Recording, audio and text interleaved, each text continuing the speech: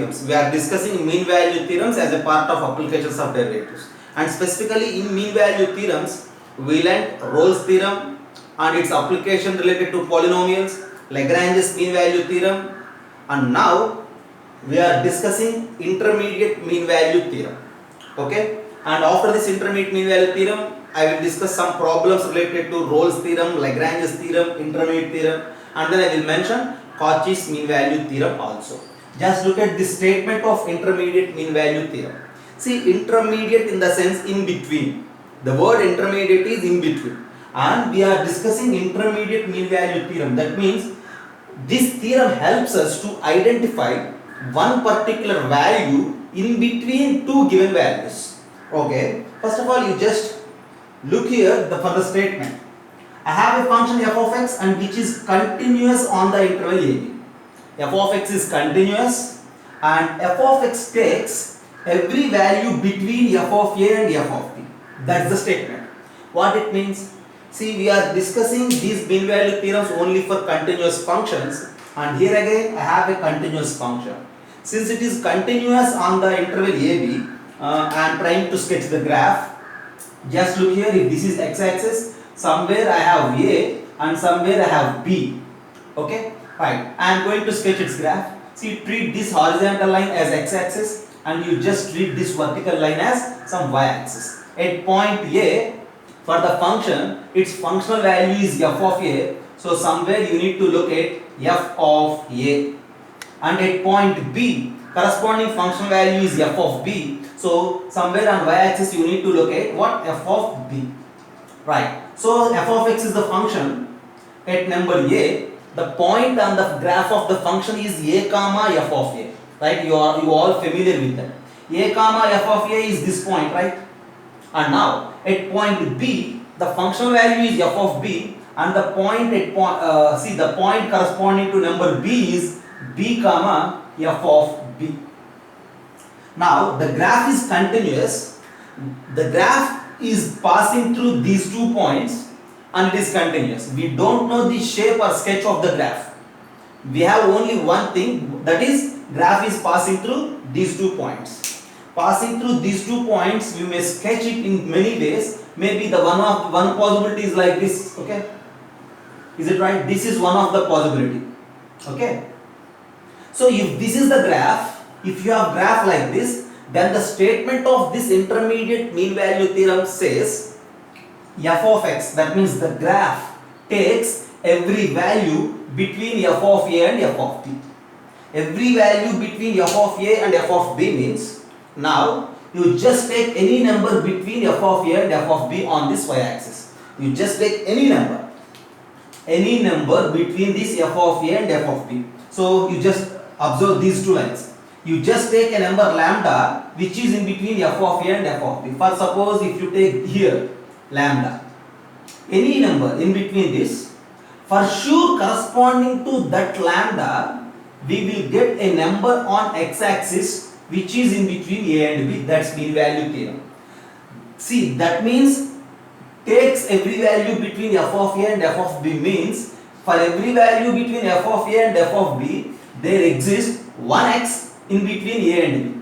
So that's the statement here. For every lambda between f of a and f of b, there exists some c. You say this point as some c in the region AB such that f of c is equals to lambda.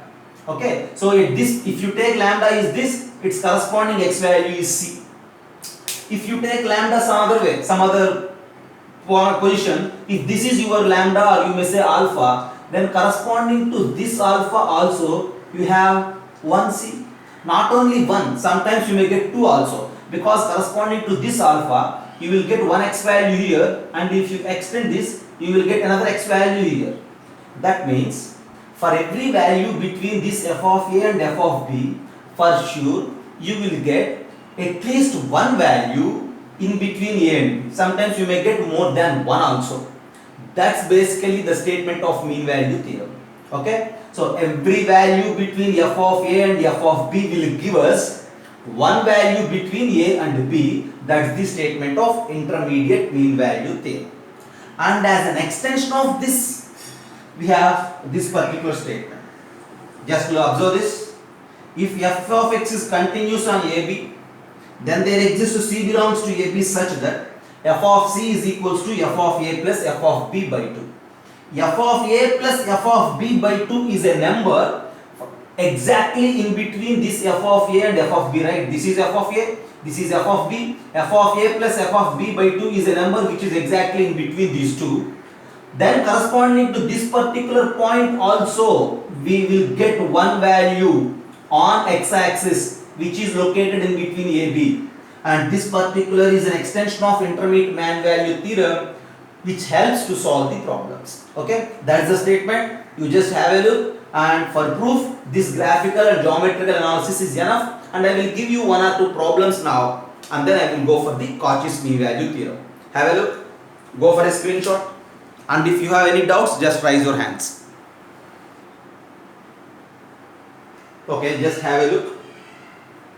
See, f of x is the given function, and this function is differentiable on the interval 0, 1.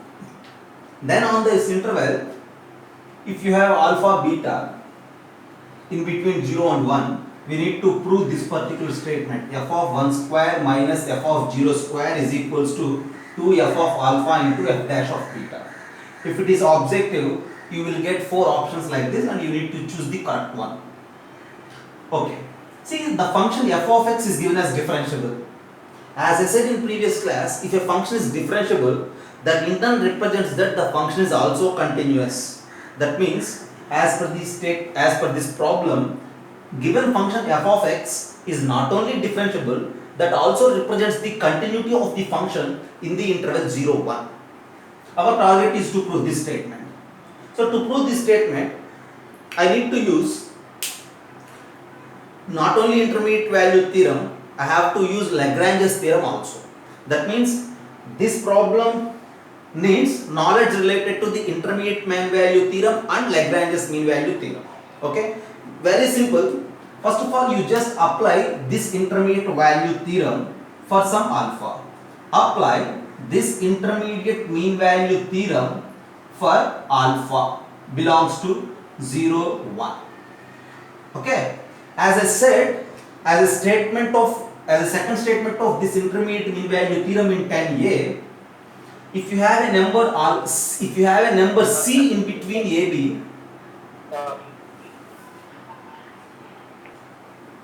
apply intermediate mean value theorem for alpha belongs to 0, 1. As a second statement, I mentioned you that for a C in the interval AB, f of C is equals to f of A plus f of B by 2.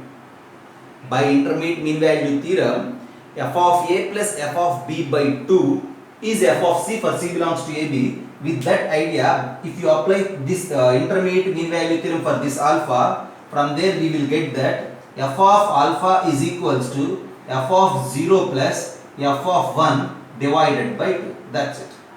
And since we need f of 1 square minus f of 0 square, I also need to make f of 1 minus f of 0. For that, you just apply Lagrange's mean value theorem, which we discussed in the last class, for some beta belongs to the interval 0, 1.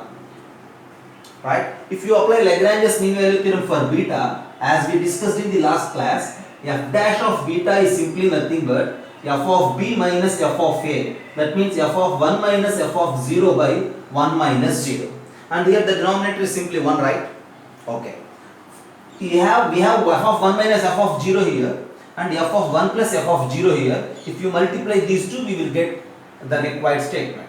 Okay. So finally, you just multiply f of 1 minus f of 0, which is f dash of beta, and from here f of 1 plus f of 0, I will write here f of 1 plus f of 0 is equals to 2 f of alpha.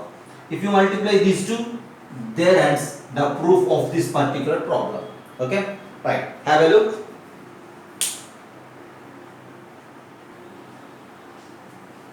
So look here, Cauchy's mean value theorem. See, for Rolle's theorem, intermediate mean value theorem, and for Lagrange's theorem, we have only one function. But whereas for Cauchy's mean value theorem, it involves with two functions f of x and g of x on the interval AB. Both the functions are continuous and differentiable. Right? and g dash of x is not equals to 0 for all x in the interval AB. Then this Cauchy's mean value theorem states that if we have two functions in such a way that both are continuous and differentiable, then in the case for sure there exists some c belongs to AB such that f dash of c divided by z dash of c is equals to f of b minus f of a divided by g of b minus g of a. And the proof of this Cauchy's mean values theorem is not from the graph side. Whereas Lagrange's mean value theorem, Rolle's theorem, intermediate mean value theorem, all the three are just as an observations from graph, but this is completely of algebraic approach. Okay. See, to prove this Cauchy's mean value theorem, to prove this statement for some x, for some c belongs to AB, initially I need to start my discussion with some other function, you may say h of x. Okay. Take h of x as we need to follow a specific definition. H of x as f of x plus a into g of x, for a is equals to minus of f of b minus f of a divided by g of b minus g of a. You just have a look.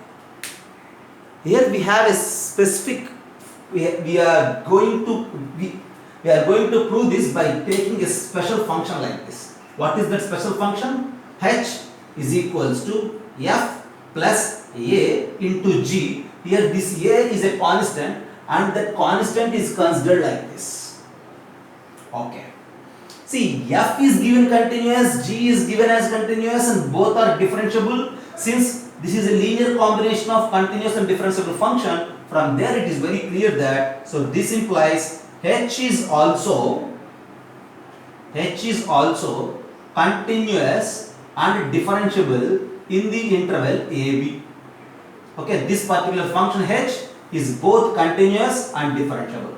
Okay. Since it is both continuous and differentiable, then I will think about this here. You just look there. See, we are taking this constant a, as this a is a constant and that constant value is depending on f of b, f of a, g of b, g of a, and we constructed h like this. Now if you observe this a value, you just try to rearrange. If you rearrange, what will happen? This is a as per my consideration, and I am going to rearrange this. I will get a into g of b minus a into g of a is equals to minus f of b plus f of a. Is it right? And now I will try to rearrange. I will send this minus a g of a that side and f of b this side. What will happen? F of b plus a into g of b is equals to f of a plus a into g of a. And this f of b plus a into g of b is nothing but h of b, and that f of a into g of a is simply h of a. Just by the consideration of that h, just by the construction of h with that particular value of a, we have h of a is equals to h of b. Just look here. H is a continuous and differentiable function, as well as h of a is equals to h of b. From this, we are allowed to use Rolle's theorem. Then by Rolle's theorem, I think you all know the statement of Rolle's theorem. Okay, Rolle's theorem is applicable for a function if it is continuous, if it is differentiable, and h of a like some h of a is equals to f of b. Then by Rolle's theorem, there exists some c belongs to AB such that h dash of c is equals to 0. H dash of c is equals to 0. So h dash of c means the derivative of h of x at c. This is the function h, and what you say about its derivative. Derivative of h is nothing but derivative of this. Derivative of f is f dash of c. At c we need to write plus a into z dash of c is equals to 0. F dash of c plus a into z dash of c is equals to 0. Right. From there, what to say about a? A is equals to, or we need f dash of c by g dash of c, right? You just write that. Yeah. From this we have f dash of c divided by z dash of c is equals to minus a. And a is this particular constant value. Minus a means this f of b minus f of a by g of b minus g of a. So that is equals to f of b minus f of a divided by g of b minus g of a. There is the proof of this Cauchy's mean value theorem. See, Cauchy's is this name of mathematician, and Cauchy's imagined this particular function to prove this statement. Okay, so this is all, this proof is just given by Cauchy's. Okay, that means we need to accept it just as it is, because consideration of this function is not a normal thing. To prove this, we need to consider this particular function, and this is the solution given by the Cauchy's. And if this is the function, if you apply Rolle's theorem for this function, you have it than this particular statement. This is the proof for the Cauchy's mean value theorem. You just observe this. Okay, and see, to solve the problems, the proof is not mandatory actually, right? And the statement is enough to solve the problem. Just observe this, and in 12 I will give you a problem on Cauchy's mean value theorem. Have a look.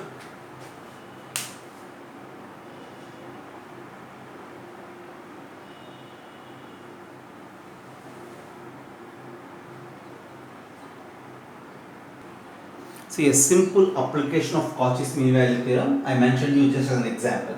See, we have again two functions, and which are differentiable on the interval 0, 1.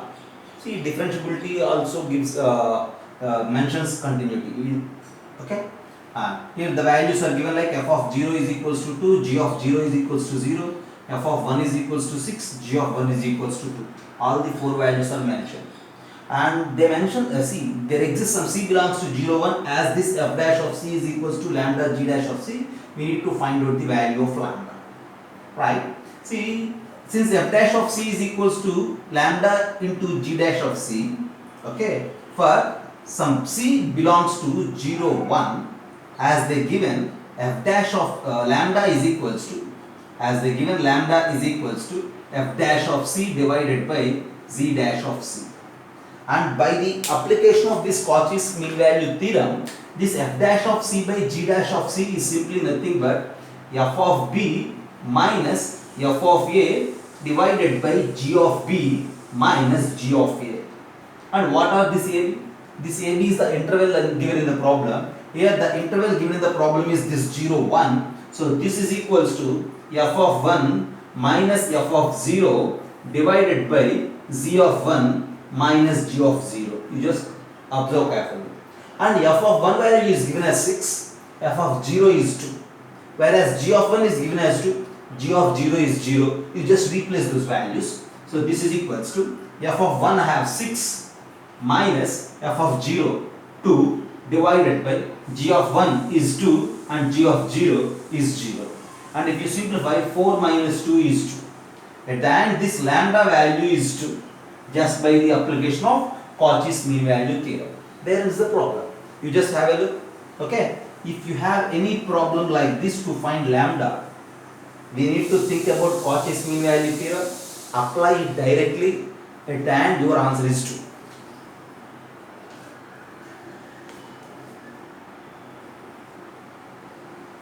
2. Look at the board. You have some simple problems on mean value theorem. We learnt Rolle's theorem, Lagrange's theorem, Cauchy's theorem, and intermediate mean value theorem. And you may use any one of those theorems to solve these problems, okay? Right? See, first two problems we need to prove and show. That in the sense, answer is also included in the question itself.